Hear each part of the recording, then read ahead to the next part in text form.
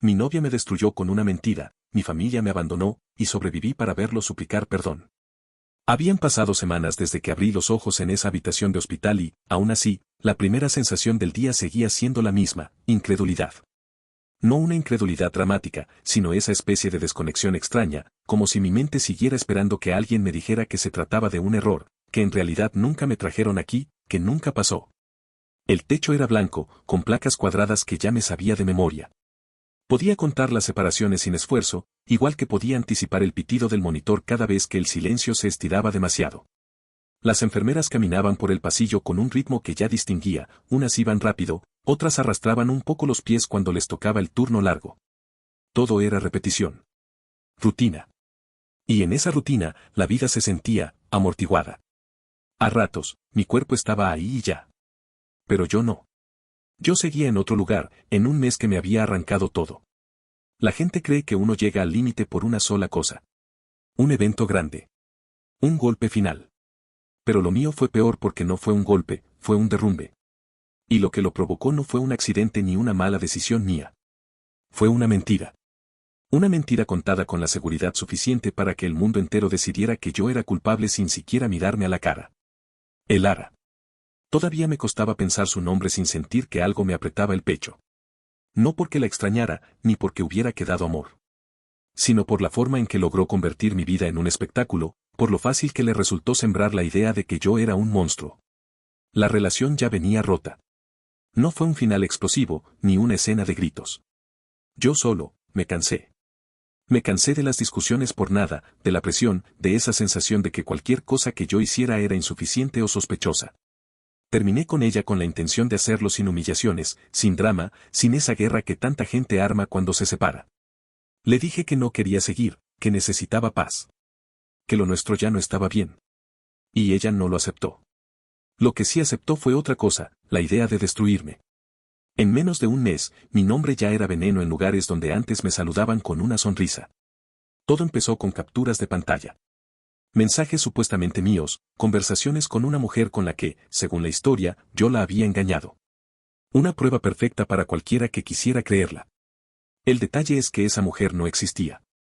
No había un rostro, no había un perfil real, no había un nombre completo, no había nada sólido. Solo pantallazos y un relato bien ensayado. Lo más enfermizo fue la rapidez con la que la gente se tragó todo. Mi hermana mayor fue la primera en actuar como si ya tuviera la sentencia lista. Ella tomó esa versión y la llevó directo a mi familia, a conocidos, a quien se dejara influenciar. No preguntaron. No me llamaron. Nadie quiso escuchar una espera, eso no es así. Solo asumieron que yo era culpable.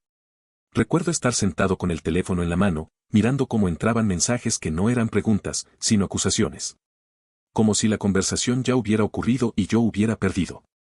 Amigos con los que había trabajado años escribiéndome como si yo fuera un extraño, como si todo lo que habíamos vivido se pudiera borrar por una historia lo suficientemente escandalosa. En algún momento, me di cuenta de algo que todavía me revuelve el estómago, no es que no me creyeran. Es que ni siquiera les interesó averiguar. Cuando esa clase de mentira cae sobre ti, sientes que el aire cambia. Que la gente te mira distinto aunque estés solo. Que tu nombre, de pronto, viene con una etiqueta que no pediste. Y entonces vino lo que realmente terminó de romperme, el trabajo. Yo estaba a punto de recibir una promoción. Llevaba años en esa empresa, años de quedarme tarde, de contestar correos cuando otros estaban en su casa, de cargar responsabilidades que no me correspondían solo para que el equipo no se hundiera. Me había ganado ese puesto con sudor. Con sacrificio real. Y aún así, me lo quitaron en horas. Elara apareció con su show armado, voz temblorosa, cara de víctima, capturas falsas impresas y digitales, la narrativa lista para ser servida.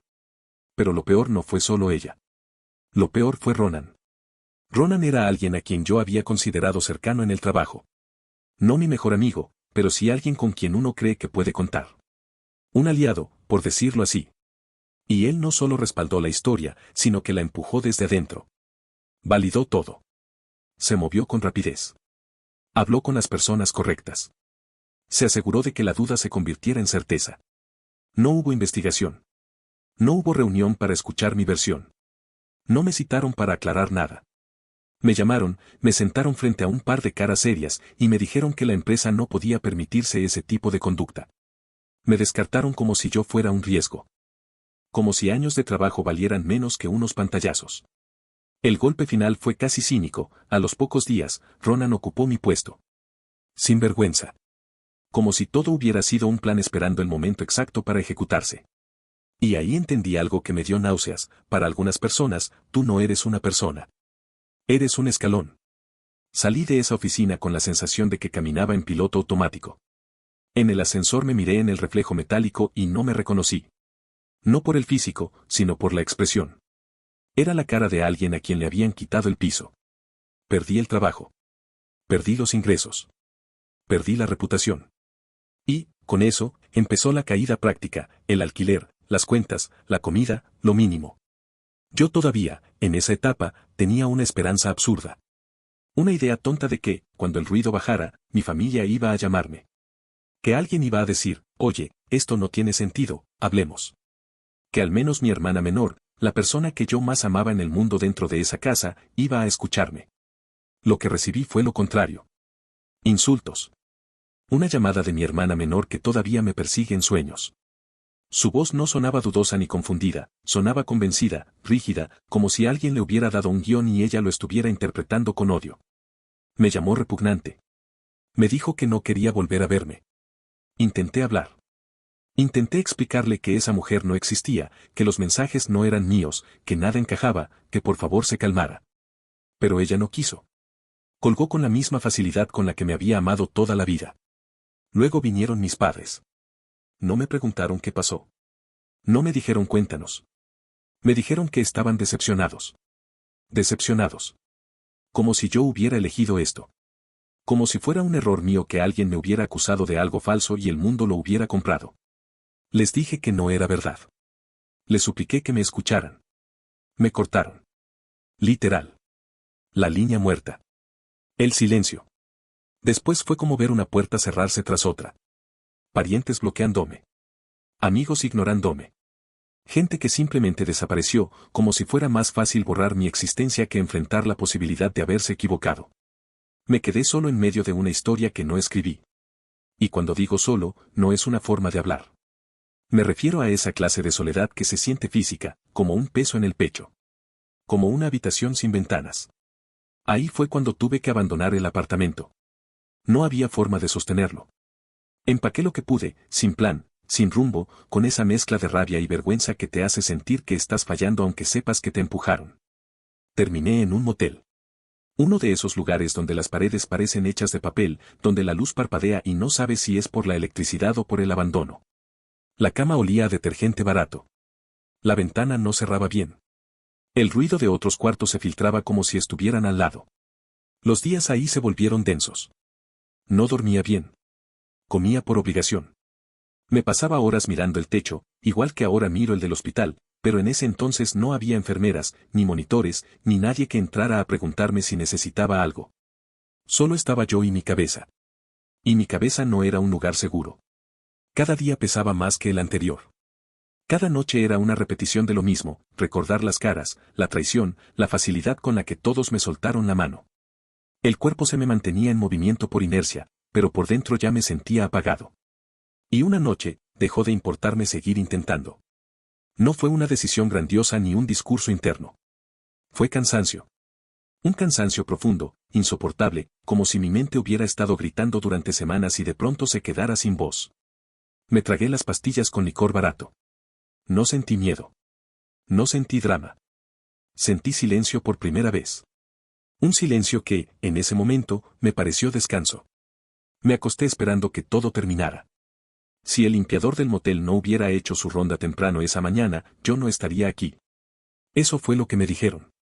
Que estuve a minutos. Minutos de no volver.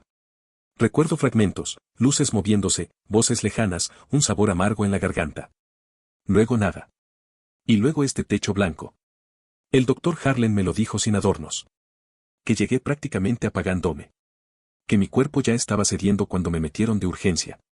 Y, aún así, él no me trató como basura. No me miró con esa mezcla de juicio y fastidio que había visto en otras miradas desde que todo estalló. Me miró como si todavía fuera alguien. Hubo un momento, lo tengo grabado, en el que le supliqué que me dejara dormir. Que no luchara más. que ya estaba cansado. Y él me dijo que no. Dijo que no iba a permitir que la manipulación ajena borrara una vida entera. Que no iba a aceptar que otras personas decidieran mi final. Incluso intentó contactar a mi familia. Me lo contó después, con la cara seria, como si todavía le pareciera increíble. Dijo que llamó varias veces. Que no le respondieron. Que nadie apareció. Nadie. Y cuando escuché eso, no sentí sorpresa. Sentí confirmación. Como si el último clavo quedara por fin hundido. Antes de esa noche, yo ya había vendido casi todo. Mi teléfono, mi reloj, lo poco de valor que tenía, porque en mi cabeza ya no lo iba a necesitar. Yo estaba convencido de que no iba a salir de ese motel caminando. Lo único que me quedó fue una tableta que el doctor Harlan me dio, después, cuando ya estaba estable. Me dijo que no quería que pasara los días en esa cama con mis pensamientos como única compañía. Y esa frase me partió de una manera distinta, porque era la primera vez en mucho tiempo que alguien hacía algo por mí sin pedir nada a cambio. Ahí, mirando el techo del hospital, con el pitido constante marcándome que seguía vivo, entendí algo que me dolió más que las pastillas, más que el despido, más que el abandono. Yo no había sobrevivido gracias a mi familia. Había sobrevivido a pesar de ellos. Y no sabía qué hacer con eso todavía. Han pasado casi 4 semanas desde que desperté en este hospital. Lo sé porque una de las enfermeras empezó a marcar los días con pequeños trazos en una hoja pegada detrás de la puerta, como si yo fuera un preso contando el tiempo, y tal vez lo soy, solo que no de una celda, sino de mi propia cabeza. Cada mañana es igual. La luz blanca me despierta antes de estar listo. El olor a desinfectante ya no me resulta extraño, solo constante. Hay días en los que no sé qué día de la semana es, y otros en los que recuerdo absolutamente todo con una claridad tan brutal que me dan ganas de desaparecer debajo de las sábanas. La terapia no ayuda de la forma que la gente imagina. No es liberadora ni catártica. Es incómoda. Me siento frente a la terapeuta mientras me habla con esa voz suave, calculada, como si tuviera miedo de romperme. Me hace preguntas simples, casi amables, y aún así mi cuerpo reacciona como si me estuviera interrogando. Cuando menciona el motel, la garganta se me cierra. Cuando menciona a mi familia, bajo la mirada. Cuando menciona las pastillas, dejo de respirar por unos segundos. No lloro. No grito. Solo me quedo quieto, mirando cualquier cosa que no sea su cara.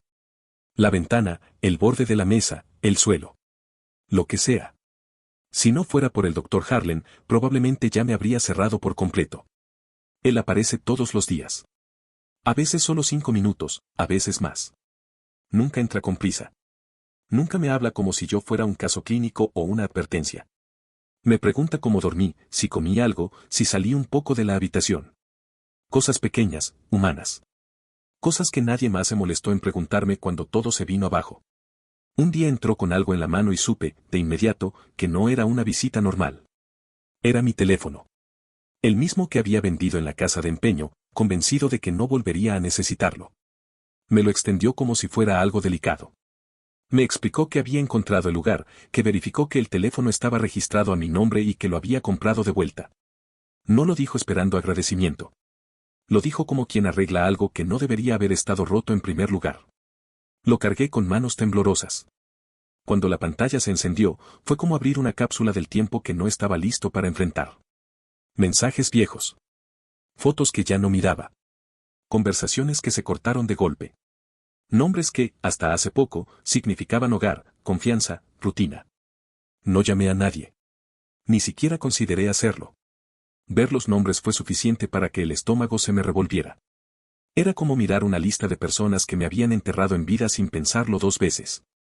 Revisé el correo electrónico con una esperanza absurda, casi vergonzosa.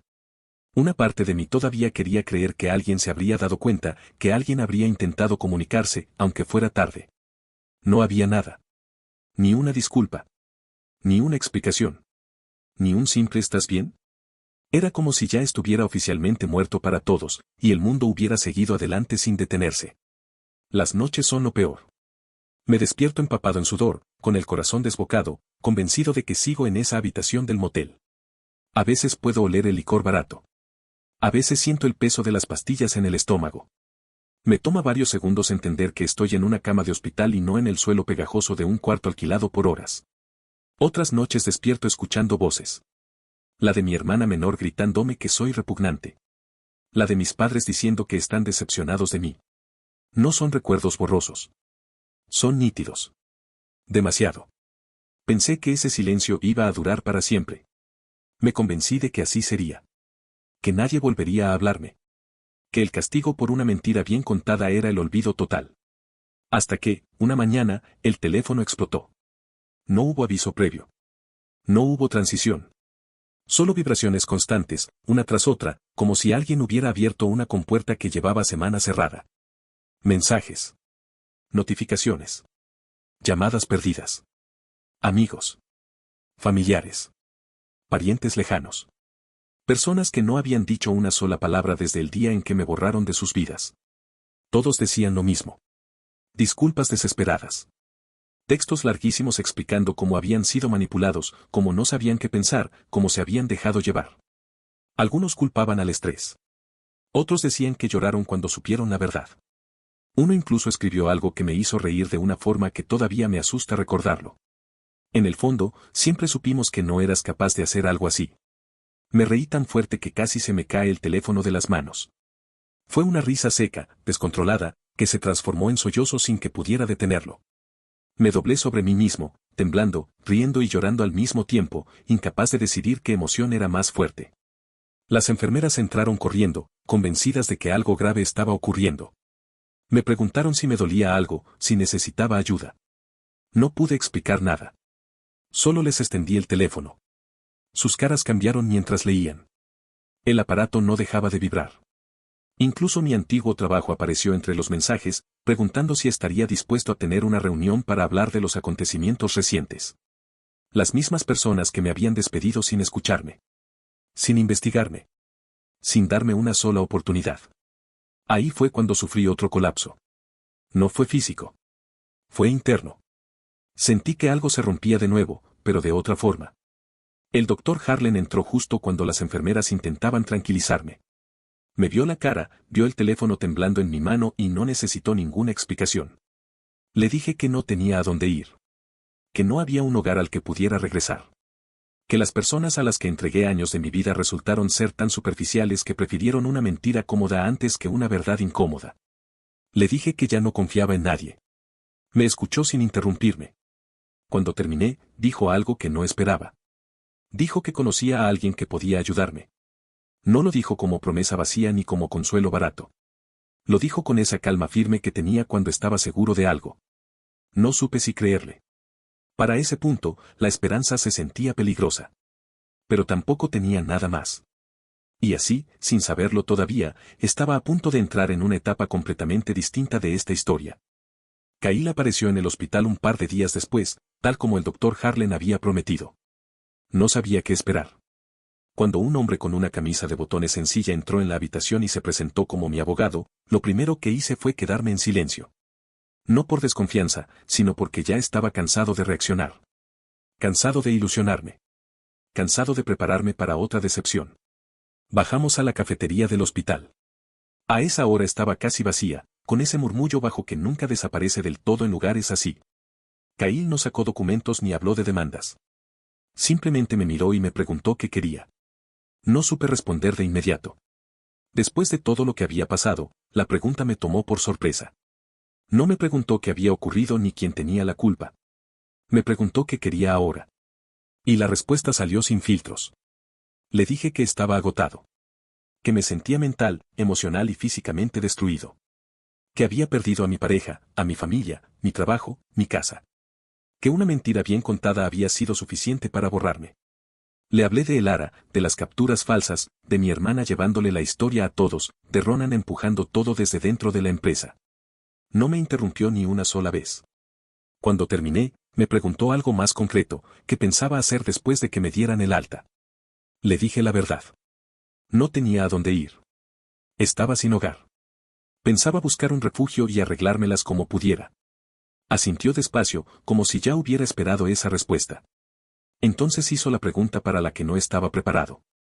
¿Quieres que las personas que te hicieron esto enfrenten consecuencias? Me quedé helado. No porque no hubiera pensado en eso, sino porque nadie me lo había preguntado en voz alta.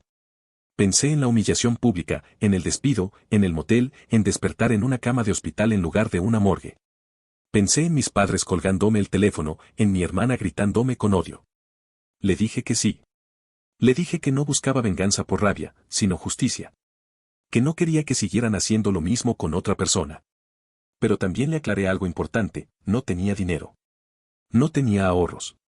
No tenía ni para un pasaje de autobús, mucho menos para pagar un abogado. Kyle sonrió como si ese detalle no fuera un problema. Dijo que eso lo veríamos después.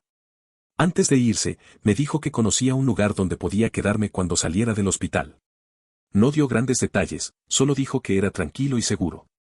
Yo asentí, sin saber qué pensar. En ese punto, cualquier cosa sonaba mejor que la nada. 2 días después me dieron el alta. Kyle me recogió y me llevó a un pequeño edificio de apartamentos. No era lujoso ni moderno, pero se veía limpio, cuidado, silencioso. Me entregó una llave y me dijo que no me preocupara por el alquiler, que eso ya estaba cubierto por ahora. Cuando abrí la puerta, me encontré con un estudio sencillo. Una cama, una cocina pequeña, un baño y una computadora sobre un escritorio modesto. Nada más. Y aún así, era más de lo que había tenido en semanas. Cuando la puerta se cerró detrás de mí, todo se me vino encima. Me senté en el borde de la cama y, por primera vez desde el motel, dejé salir algo más que tristeza. Salió la ira. Una rabia contenida, silenciosa, que me recorrió entero. No grité ni rompí nada. Simplemente me doblé sobre mí mismo, apretando los puños, respirando con dificultad. Había sobrevivido. Y por primera vez, esa idea no se sentía como una carga, sino como una posibilidad. A la mañana siguiente, Kyle no perdió el tiempo. Pasó por mí temprano y me llevó a su oficina. Apenas entramos, dejó una pila de carpetas sobre la mesa. Esto es todo lo que me enviaste, dijo. Ahora vamos a revisarlo, una cosa a la vez. No había sido consciente de cuánta evidencia existía hasta que la vi desplegada frente a mí. Mensajes. Correos. Capturas. Registros de recursos humanos. Disculpas repentinas. Insultos antiguos. Todo estaba ahí, ordenado, tangible. Kyle empezó a clasificarlo con precisión: familia, excompañeros, recursos humanos, Ronan. Cada categoría era un recordatorio de lo fácil que fue destruirme. Luego se detuvo. Sacó un documento distinto y me lo mostró. Era un mensaje de Isolde. Isolde había sido amiga cercana de Elara. Alguien que estuvo presente desde el inicio y que, sin saberlo, terminó siendo clave para que la verdad saliera a la luz. En su mensaje explicaba que Elara le había enviado las supuestas capturas antes de mostrárselas a todos, buscando su apoyo y validación. Isolde, al revisarlas con calma, notó detalles que no encajaban. Fechas alteradas. Fragmentos cortados. Conversaciones editadas. Nada coincidía del todo. Guardó los mensajes originales y, cuando todo explotó, decidió decir la verdad. Kyle fue directo. Dijo que lo primero sería contactar a Isolde de manera formal, proteger su testimonio y dejar constancia legal de lo que había descubierto. Después, notificarían oficialmente a todas las partes involucradas. Recursos humanos. La empresa. Cualquiera que apareciera en el expediente. Para el mediodía, Kyle ya había redactado las primeras notificaciones legales y las envió directamente a mi antiguo empleador. La reacción fue inmediata. Mi exgerente envió 3 correos en menos de una hora, pidiendo hablar conmigo. Recursos humanos solicitó una reunión urgente. Kyle rechazó cada intento sin titubear. Tuvieron su oportunidad, me dijo. Ahora es nuestro turno. Un par de horas después, recibió una llamada de alguien de alto nivel dentro de la compañía. Kyle colgó con una expresión que no supe leer, pero supe que algo había cambiado. Esa noche, cuando regresé al apartamento, el cansancio me golpeó de lleno. Me senté en el suelo, con la espalda apoyada contra la cama, mirando mensajes que no quería leer. Fue entonces cuando sonó el teléfono. Era el doctor Harlan. Me preguntó cómo me estaba adaptando, si estaba comiendo, si lograba dormir. Luego dudó un segundo antes de decirme que mi familia había aparecido en el hospital preguntando por mí. Me preguntó si quería que les diera mi dirección. No lo pensé. Dije que no. Le dije que solo aparecieron ahora porque la verdad los hacía quedar mal. Que ninguno estuvo ahí cuando yo estaba conectado a máquinas, sin saber si iba a despertar. Colgué y me quedé mirando el techo del estudio. Por primera vez desde que todo empezó, no me sentí culpable por poner un límite. Y supe que ya no había marcha atrás. Kyle no perdió tiempo. A la mañana siguiente volvió a pasar por mí y me llevó otra vez a su oficina. El lugar era sobrio, sin lujos ni distracciones, solo escritorios, archivadores y una sensación constante de movimiento. Me sentó frente a la mesa y comenzó a desplegar documentos con una precisión que me hizo entender que, por primera vez en mucho tiempo, alguien estaba tomando esto en serio. Vamos a hacerlo bien, dijo. Sin prisas, pero sin dejar cabos sueltos. Pasamos horas revisando todo. Cada mensaje de mi familia pidiendo perdón ahora que la verdad había salido. Cada disculpa repentina de antiguos amigos. Cada correo corporativo redactado con un lenguaje frío, calculado, diseñado para proteger a la empresa y no a las personas. Caí los organizó por categorías, etiquetándolos como piezas de un rompecabezas que, poco a poco, empezaba a tener forma. Lo que más me impactó fue ver las capturas falsas impresas y comparadas con los registros reales. Al verlas lado a lado, las inconsistencias eran evidentes. Fechas que no coincidían. Horas imposibles. Fragmentos cortados justo antes de que el contexto cambiara por completo. Todo estaba manipulado con cuidado, pero no con perfección. Cahill tomó nota sin parar. Esto no es un error, dijo en algún momento. Es una construcción deliberada. Después me mostró algo que no esperaba ver tan pronto. Un intercambio de correos entre recursos humanos y mi exgerente, fechados días antes de que el ARA presentara oficialmente su versión. En ellos, ya se hablaba de mí como un riesgo reputacional. Ya se insinuaba que mi promoción debía congelarse hasta nuevo aviso. Nada estaba decidido aún, pero la semilla ya estaba plantada. Eso dolió más de lo que pensé. No me despidieron solo por la mentira. Me despidieron porque la mentira les dio una excusa cómoda para no incomodarse investigando. Cahill fue claro con el plan. Primero, protegerían el testimonio de Isolde de forma legal. No bastaba con que ella hubiera dicho la verdad de manera informal. Tenía que quedar documentado, firmado, respaldado. Isolde aceptó sin dudarlo. Cuando la vi llegar a la oficina para firmar su declaración, noté que estaba nerviosa, pero firme. Contó todo con detalle. Como el ARA le había enviado las capturas antes de mostrarle nada a nadie. Como le pidió que le dijera si se veía creíble. Como, al revisarlas con calma, empezó a notar que algo no cuadraba. Isolde explicó que no dijo nada al principio por miedo, pero que cuando vio hasta donde había llegado todo, supo que no podía seguir callando. Su testimonio quedó registrado. Ese mismo día, Cahill envió notificaciones formales a todas las partes implicadas, recursos humanos, la empresa, y los nombres que aparecían directa o indirectamente en el expediente. Cada documento estaba redactado con precisión quirúrgica. No acusaba de más, no exageraba, pero tampoco dejaba espacio para evasivas. La reacción fue inmediata. Recursos humanos pidió una reunión urgente. Mi exgerente volvió a escribir, esta vez con un tono casi suplicante. Cahill rechazó cada intento. Me dijo que no respondiera a nada, que no hablara con nadie sin su presencia. Ahora van a intentar parecer razonables, me explicó. No caigas en eso. Horas después, Cahill recibió una llamada de alguien de alto nivel dentro de la compañía.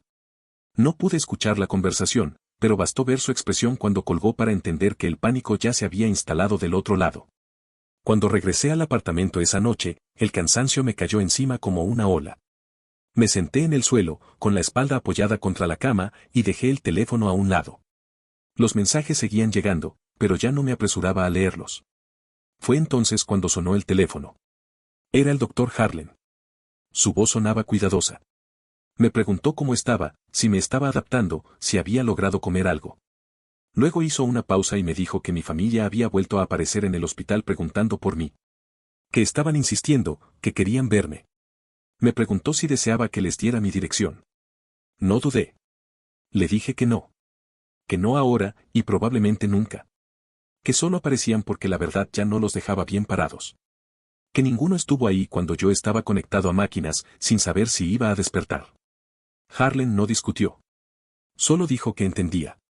Colgué y me quedé sentado en silencio. No sentí alivio ni rabia. Sentí algo distinto, una claridad incómoda, pero necesaria. Esa noche dormí poco, pero por primera vez no fue por miedo. Fue porque sabía que, pasara lo que pasara, ya no estaba completamente indefenso. Los días siguientes avanzaron más rápido de lo que había imaginado. Cahill empezó a mostrarme correos internos de mi antigua empresa que alguien, desde dentro, había filtrado. No me dijo quién fue, ni quise saberlo. Bastaba con leerlos. En el momento exacto en que las notificaciones legales llegaron, la compañía entró en pánico absoluto. Recursos Humanos se escribía a sí mismo como si el incendio fuera culpa de otro. Los gerentes se señalaban entre ellos. El dueño exigía explicaciones que nadie tenía. Quedó claro algo que me revolvió el estómago: nadie había hecho su trabajo. No hubo verificación. No hubo contraste de pruebas. No hubo una sola pregunta dirigida a mí antes de despedirme. La mentira de Elara no solo cayó en terreno fértil, cayó en un lugar que estaba esperando cualquier excusa para sacudirse responsabilidades. Ese mismo día recibí un mensaje privado de un excompañero de trabajo. No fue público, no fue grandilocuente. Fue directo. Me dijo que siempre sospechó que algo no cuadraba, que el ambiente laboral se volvió irrespirable desde el momento en que me echaron, y que Ronan había cambiado de actitud casi de inmediato, como si supiera que nada iba a tocarlo. Admitió que tuvo miedo de hablar. Miedo de quedar atrapado en el caos. Me dolió leerlo, pero también entendí algo que no justifica, aunque explica: muchas personas eligen el silencio cuando creen que decir la verdad tiene un precio demasiado alto. Luego Kyle me mostró algo peor. Correos electrónicos entre Ronan y recursos humanos. Correos reales. No interpretaciones, no rumores. Pruebas de que Ronan llevaba meses sembrando dudas, insinuando que yo no era confiable, preparando el terreno mucho antes de que todo estallara. Incluso había mensajes en los que sugería que, si surgía algún problema personal, la empresa debía actuar rápido para proteger su imagen. Kyle leyó todo con el ceño fruncido. Esto cambia el alcance del caso, dijo. No fue oportunismo. Fue premeditado. Empezó a escribir notas sin parar. Dijo que añadiría nuevos reclamos a la demanda. Que esto ya no era solo negligencia, sino colaboración activa en la destrucción de mi reputación. Esa noche, de vuelta en el apartamento, abrí la computadora por primera vez sin sentir que me iba a desbordar. Empecé a revisar correos antiguos, casi por inercia, desplazándome sin esperar encontrar nada útil. Y entonces lo vi. Un mensaje no leído, enterrado bajo semanas de insultos, amenazas y ruido. Era una oferta de trabajo. De una empresa con la que había entrevistado antes de todo esto. La fecha me golpeó de inmediato: había sido enviado una semana después de mi despido. Lo abrí con las manos temblando. Decían que nunca habían creído del todo los rumores sobre mí. Que algo en la forma en que se manejó todo les había parecido extraño. Que habían intentado comunicarse varias veces, pero que nunca obtuvieron respuesta. Cerré el correo y revisé el teléfono. Nunca los vi. Se perdieron entre el odio, el caos y el silencio que yo mismo había construido para no romperme. Sentí una mezcla rara de alivio y tristeza. Alivio porque no todos me habían creído culpable. Tristeza porque, de haberlo visto a tiempo, quizá muchas cosas habrían sido distintas. A la mañana siguiente le mostré el correo a Kyle. Lo leyó con calma. Cuando terminó, sonrió de una forma distinta, más genuina. ¿Ves?, dijo. No todos compraron la mentira. Me explicó que la empresa era sólida, conocida por tomarse en serio la ética y la transparencia. Que el hecho de que dudaran desde el principio decía mucho más de ellos que de mi antigua compañía. No supe si reír o llorar. Después de todo lo que había pasado, una empresa que no me debía nada había visto más valor en mí que las personas que juraban quererme. Ese mismo día, Kyle me habló de lo que venía. La fase siguiente sería más pesada. Más lenta. Más expuesta. Empezarían las citaciones formales. Las declaraciones. El desgaste real. Me advirtió que la empresa intentaría negociar pronto, que buscarían cerrar esto rápido antes de que saliera todo a la luz.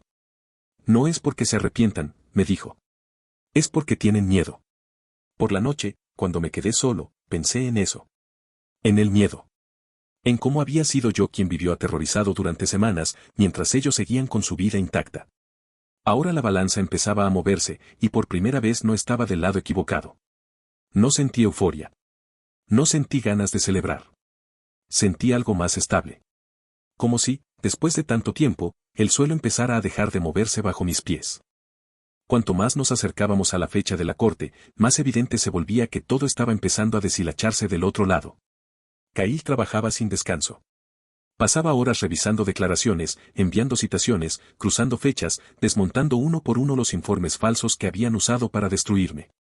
Yo lo observaba desde la silla frente a su escritorio, todavía con esa sensación rara de no terminar de creer que todo esto estaba pasando de verdad.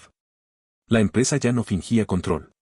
Eso se notaba en cada correo, en cada intento torpe de contacto que Kyle bloqueaba sin responder. Ya no escribían con seguridad jurídica, escribían con urgencia. Con miedo. La primera oferta de acuerdo llegó una mañana temprano. Pago retroactivo. Restitución del puesto. Una promoción que ahora sonaba hueca. Una carta formal de disculpa redactada con palabras bonitas y cero alma. Kyle la leyó en silencio, cerró el documento y negó con la cabeza. No se acerca ni de lejos, dijo. Esto no compensa lo que te hicieron. Ni siquiera intentó negociar. Respondió con un rechazo claro y seco. Me explicó que aceptar algo así sería permitirles comprar silencio barato, borrar el daño real con dinero y seguir como si nada. Ese mismo día me contó que el ARA estaba empezando a desmoronarse públicamente. Publicaba mensajes confusos, contradictorios, intentando cambiar la narrativa una vez más. Primero insinuó que todo había sido un malentendido. Luego que yo había exagerado. Después llegó al absurdo de sugerir que yo la estaba acosando digitalmente, a pesar de que no la había contactado desde que todo empezó. Pero ya era tarde. La gente ya no la escuchaba. La versión se le caía a pedazos y cada intento de sostenerla solo la hundía más. Ronan, en cambio, no tuvo espacio para maniobrar. Cuando la evidencia salió a la luz, la empresa lo despidió sin ceremonia. Sin discursos. Sin protección. En cuestión de días, su nombre empezó a circular de la peor forma posible dentro de la industria. Puertas que se cerraban. Llamadas que no se devolvían. Reuniones canceladas. Desapareció del mapa profesional como si nunca hubiera existido. Pensé que eso sería suficiente para no volver a verlo. Me equivoqué. Una noche salí a caminar. Necesitaba aire, despejar la cabeza. Terminé entrando a un bar pequeño a unas cuadras del apartamento. No buscaba nada, solo sentarme un rato y dejar pasar el ruido interno. Y ahí estaba. Ronan estaba afuera, apoyado contra la pared, como si el mundo no se le hubiera venido abajo. Se quedó rígido al verme, y por un segundo pensé que iba a girarse e irse. En lugar de eso, sonrió. «Hey, hombre», dijo. «Qué pequeño es el mundo». Se acercó como si nada hubiera pasado. Como si no me hubiera arrancado la vida. Se inclinó hacia mí y, con una mueca burlona, me llamó ingenuo. Dijo que había caído en todo como un idiota. Que siempre fui demasiado blando. No recuerdo haberlo pensado. Solo recuerdo agarrarlo, arrastrarlo hacia el callejón y golpearlo hasta que cayó al suelo. No fue bonito ni heroico. Fue rabia pura, acumulada durante meses. Me detuve antes de cruzar una línea que ya no tenía vuelta atrás. No iba a arruinar mi vida otra vez. Me incliné y le dije exactamente lo que era. Que era repugnante. Que merecía algo mucho peor de lo que le había pasado. Cuando amenazó con denunciarme por agresión, le dije que adelante, que en el momento en que intentara algo, todo saldría a la luz. Me fui con las manos temblando. Al día siguiente se lo conté todo a Kyle. Esperaba un sermón. Esperaba que me gritara. Suspiró. Dijo que entendía por qué había pasado, pero fue claro, no podía volver a hacer algo así. No ahora. No cuando el caso estaba en su punto más delicado. Ya están perdiendo, me dijo. No les des un arma. Ese mismo día empezaron a llegar los mensajes. Mi hermana menor me había desbloqueado. Antes éramos inseparables, más cercanos que con nadie más en la familia. Fue una de las primeras en insultarme cuando todo estalló, y ahora sus textos eran largos, desesperados, cargados de culpa. Decía que estaba arrepentida. Que había sido manipulada. Que no podía dormir pensando en lo que me había dicho. No respondí. Kyle fue claro conmigo esa tarde. Me dijo que estábamos entrando en la fase final. Que lo más difícil ya había pasado, pero que lo que venía requería cabeza fría. Por primera vez desde que todo empezó, no sentí miedo. No sentí ansiedad. Sentí que estaba listo. Apenas dormí la noche antes de la corte. Cada vez que cerraba los ojos, mi mente regresaba a los mismos momentos, la llamada de mi hermana, el despacho frío donde me despidieron, la habitación del motel, el pitido constante de las máquinas en el hospital. No eran recuerdos sueltos, eran escenas completas, como si mi cabeza se negara a dejarlas ir. Kyle pasó por mí temprano.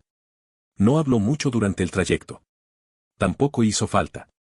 Repasamos el caso una última vez, de forma mecánica, como si ambos supiéramos que ya no había nada nuevo que añadir. Cada mensaje falsificado, cada decisión imprudente de recursos humanos, cada correo que demostraba cómo todo se había manejado sin cuidado. El edificio de la corte se sentía más frío de lo que esperaba. Dentro de la sala, la tensión era espesa, casi tangible.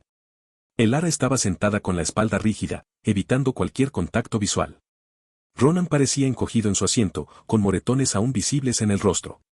El equipo de recursos humanos no dejaba de murmurar entre ellos, nerviosos, revisando papeles que ya conocían de memoria. Kyle, en cambio, entró con calma. No había arrogancia en su postura, solo seguridad. Cuando comenzó a presentar la evidencia preliminar ante el juez, no lo hizo con dramatismo. No levantó la voz ni buscó impacto emocional. Expuso hechos. Fechas. Comparaciones. Pruebas claras, imposibles de ignorar. El juez escuchó con atención real, interrumpiendo solo para hacer preguntas puntuales. La decepción en su rostro cuando se dirigía a recursos humanos era evidente. Entonces Kyle dijo algo que cambió por completo el ambiente de la sala. Antes de continuar, solicitó formalmente que mi familia fuera removida de la audiencia. El silencio fue absoluto. El juez alzó una ceja y preguntó en qué se basaba esa solicitud. Kyle no dudó. Explicó que habían contribuido de forma directa al daño emocional causado. Que creyeron y difundieron las acusaciones falsas. Que me abandonaron durante el intento de acabar con mi vida y solo reaparecieron cuando la verdad se hizo pública. El juez se volvió hacia mí. ¿Es correcto?, preguntó. ¿Su familia participó en la difusión de estas acusaciones? No los miré. Asentí y dije que sí. Escuché a mi madre jadear. Sentí el movimiento incómodo en las sillas. Mi padre permaneció completamente inmóvil. El rostro de mi hermana mayor se descompuso al instante. El juez asintió lentamente. En ese caso, para la sesión de hoy, ordeno que abandonen la sala. Fueron escoltados fuera. No miré atrás. La audiencia continuó, pero el mensaje ya estaba claro. Aquello no era un trámite. Era el inicio de algo más grande. El juez programó fechas adicionales antes de levantar la sesión. Cuando todo terminó, Kyle y yo salimos al pasillo. Mi familia estaba allí esperando. Mi madre dio un paso hacia mí. Mi hermana lloraba con tanta fuerza que apenas podía mantenerse en pie. Empezaron a hablar al mismo tiempo, disculpas atropelladas, explicaciones confusas, intentos desesperados de justificarse. Kyle se colocó frente a mí sin dudar. No hoy, dijo con firmeza. Les explicó, sin elevar la voz, que no obtendrían acceso solo porque ahora se sentían culpables. Que yo casi muero solo. Que no podían fingir que eso se arreglaba con palabras. Yo no dije nada. Pasé junto a ellos como si fueran completos desconocidos. Y en ese gesto silencioso entendí algo que no dolió como esperaba. A veces, cerrar una puerta no es un acto de rabia, sino de supervivencia. Las semanas siguientes se convirtieron en una sucesión constante de audiencias. Al principio entraba a la sala como si no estuviera del todo presente, como si estuviera observando la vida de otra persona desde afuera. Me sentaba, escuchaba, asentía cuando Kyle me lo indicaba, y salía sin procesar del todo lo que acababa de ocurrir. Mi cuerpo estaba ahí, pero mi mente iba siempre un paso atrás, cuidándose de no sentir demasiado. Con el tiempo, eso empezó a cambiar. Los abogados de la empresa dejaron de fingir que tenían el control. Cada audiencia los veía más tensos, más defensivos, menos seguros de sus propios argumentos. Los testigos comenzaron a llegar uno tras otro, y con cada declaración, la historia que habían construido se iba desarmando frente a todos. Isolde testificó con una firmeza que no esperaba. Explicó que tuvo acceso directo a las capturas antes de que fueran mostradas a mi familia y a la empresa. Contó cómo el ARA se las envió buscando validación, cómo algo no le cuadró desde el principio, y cómo, al revisarlas con calma, detectó las manipulaciones. Fechas alteradas, conversaciones recortadas, mensajes sacados de contexto. Nada estaba intacto. Declaró que entendió demasiado tarde el daño que se estaba causando, pero que decidió hablar cuando vio hasta dónde había llegado todo. Su voz no tembló. No buscó compasión. Solo dijo la verdad. Después vinieron antiguos compañeros de trabajo. Algunos admitieron que siempre sintieron que algo estaba mal, que el despido fue demasiado rápido, demasiado conveniente. Confesaron que no dijeron nada por miedo. Miedo a perder su empleo, a quedar marcados, a ser los siguientes. Uno de los gerentes de recursos humanos se quebró en plena audiencia. Lloró mientras confesaba que jamás verificaron las pruebas. Que asumieron que las capturas eran reales. Que actuaron para proteger la imagen de la empresa sin pensar en las consecuencias humanas. El juez no ocultó su molestia. El ARA empezó a desmoronarse audiencia tras audiencia. Se contradecía. Lloraba. Cambiaba detalles. Intentaba culpar a otros. Ronan, cuando declaró, trató de desviar la responsabilidad hacia ella, pero los correos lo atrapaban cada vez. No había forma de escapar a lo que estaba escrito. Ver cómo las personas y la institución que habían destruido mi vida caían pieza por pieza se sentía irreal. No era satisfacción. Era una mezcla extraña de alivio y agotamiento. Una noche, después de una audiencia especialmente dura, regresé solo al apartamento y me senté en silencio, pensando en el futuro. Por primera vez en meses, no me quedé esperando a que algo pasara. Hice algo que no había hecho desde antes del motel. Tomé iniciativa. Busqué el correo de la empresa que una vez intentó contratarme y les escribí. No expliqué todo. No me defendí. Solo dije que había visto su mensaje tarde, que agradecía la oportunidad y que, si aún estaban abiertos a hablar, me gustaría tener una conversación. No esperaba respuesta. Respondieron casi de inmediato. El propio director ejecutivo pidió una llamada privada. Durante la conversación me dijo algo que me golpeó más de lo que esperaba, que nunca creyeron del todo los rumores, que la forma en que se manejó mi despido les pareció sospechosa desde el principio. Tu empresa anterior perdió a alguien valioso por política interna e incompetencia, me dijo. Su pérdida no tiene por qué ser la tuya.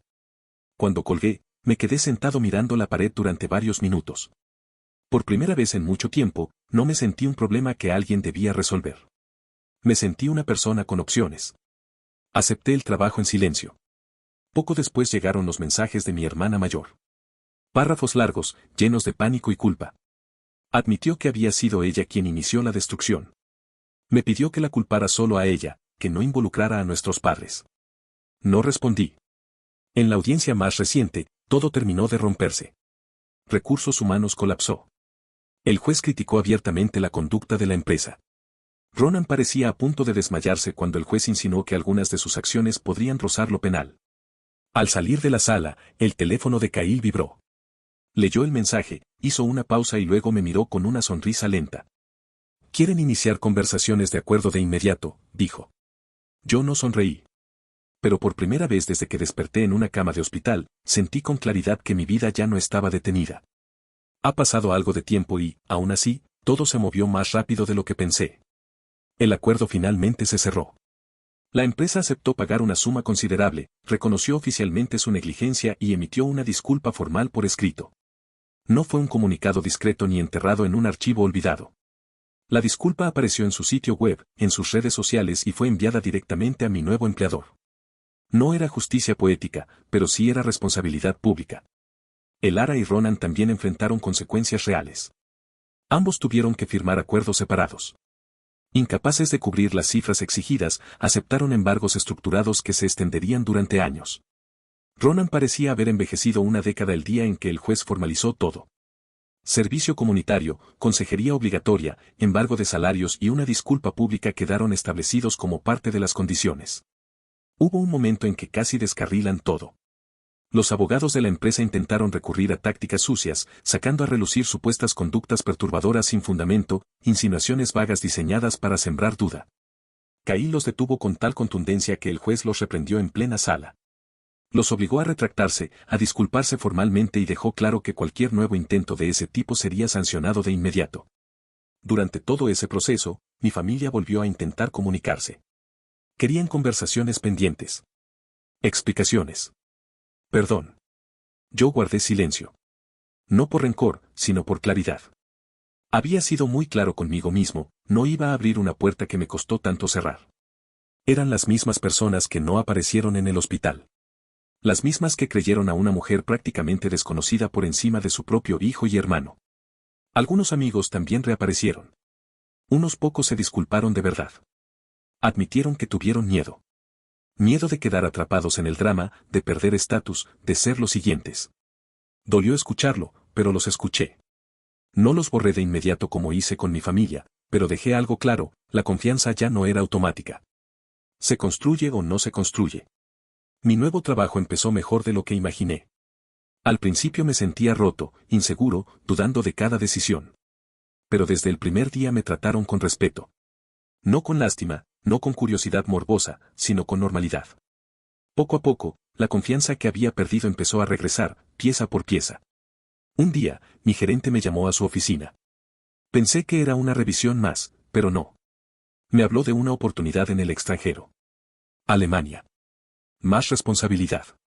Mejor salario. Un cambio real. Y algo que no había considerado del todo, un lugar donde nadie conocía mi pasado.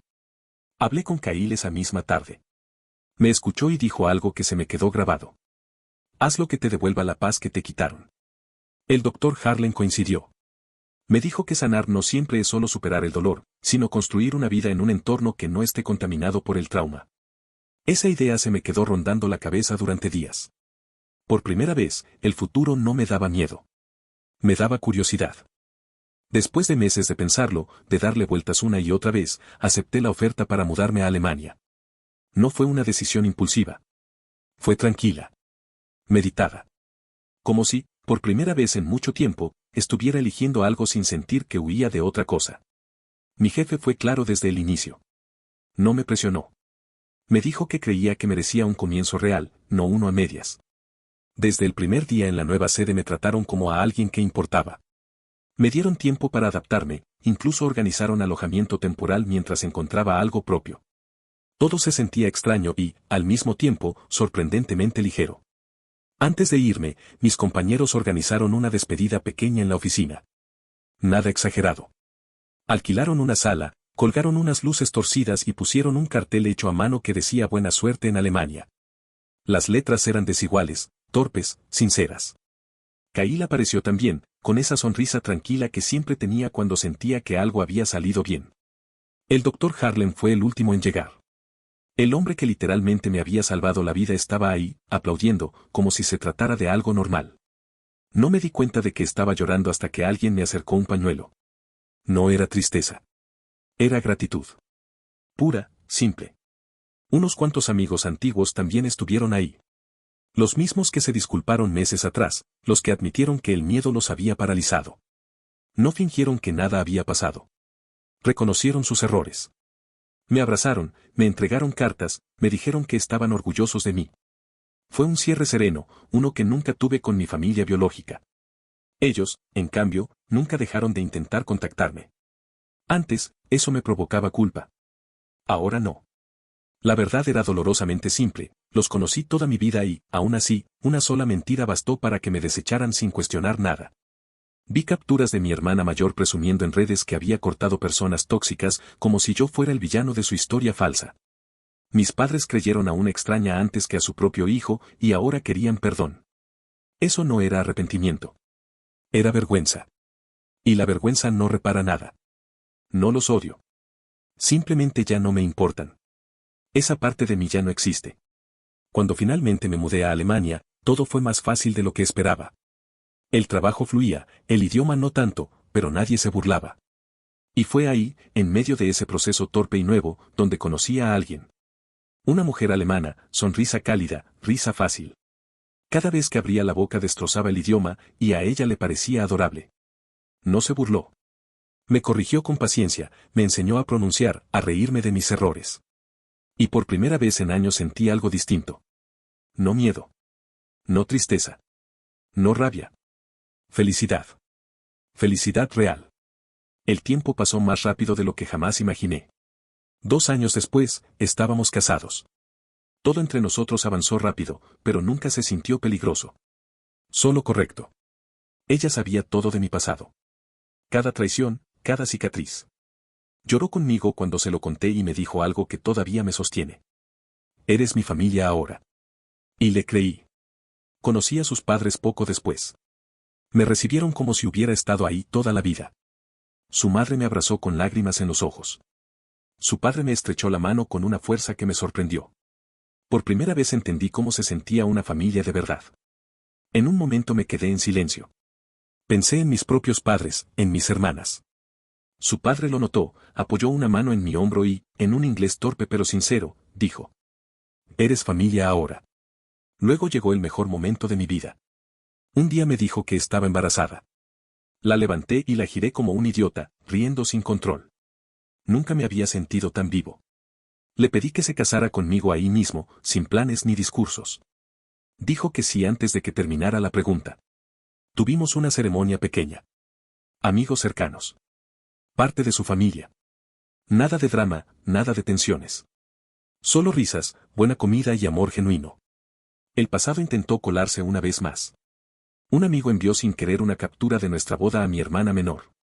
Después del nacimiento de mi hija, los mensajes empezaron de nuevo.